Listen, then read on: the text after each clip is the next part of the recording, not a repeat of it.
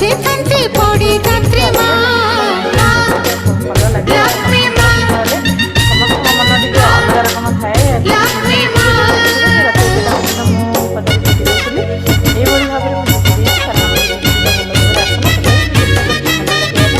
ଆପଣମାନଙ୍କ ସପୋର୍ଟ ପାଇଲେ ନିହାତି ଆହୁରି ଆଗକୁ ଭଲ ପକେଇବି ଭଲ ପକେଇ ପାରିବି। କିନ୍ତୁ ପରିବାରରେ ସବୁ କାମ ନିଜକୁ ଏକୁଟିଆ କରିବାକୁ ପଡ଼ୁଛି।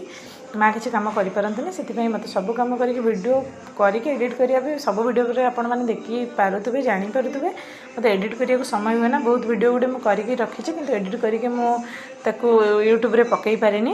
ଆଉ ମୋ ପୂଜା ଅର୍ଚ୍ଚନା ଆପଣମାନଙ୍କୁ କେମିତି ଲାଗୁଛି କମେଣ୍ଟ ମାଧ୍ୟମରେ ନିହାତି କହିବେ। ଆଉ ଯେଉଁଠି ଯେଉଁଠି ତ୍ରୁଟି ରହିଗଲା ଆଉ କହିବେ କି ଏଇ ଜାଗାରେ ତ୍ରୁଟି ରହିଯାଇଛି ବୋଲି। ତାପରେ ମୁଁ ସବୁ ରକମ ଚେଷ୍ଟା କରିଥାଏ ଯେ ଭଲ ଭାବରେ ପୂଜା କରିବା ପାଇଁ। ମୁଁ ଟିକେ ବି କୌଣସି ପୂଜା ଅର୍ଚ୍ଚନାରେ ନେଗ୍ଲେକ୍ଟ କରେନି।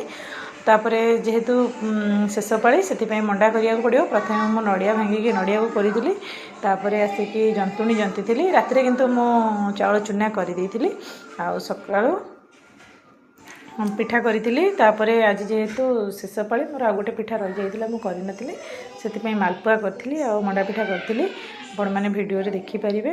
ଆପଣମାନଙ୍କ ପଟରେ ଶେଷ ପାଳିରେ ମଣ୍ଡା ପିଠା କରି ଭୋଗ ଦିଆଯାଏ ଆଉ ସବୁ ପାଳିରେ କ'ଣ କ'ଣ ପିଠା କରି ଭୋଗ ଦିଆଯାଏ କମେଣ୍ଟ ମାଧ୍ୟମରେ ନିଶ୍ଚୟ ଜଣାଇବେ। ଆଉ ଆଜି ଯେହେତୁ ଶେଷ ପାଳି ବହି ପଢ଼ିବାକୁ ପଡ଼େ, ମାଣବସା ଗୁରୁବାର ବହି ମୁଁ କେମିତି ଭାବରେ ପଢ଼ୁଥିଲି ଶୁଣନ୍ତୁ।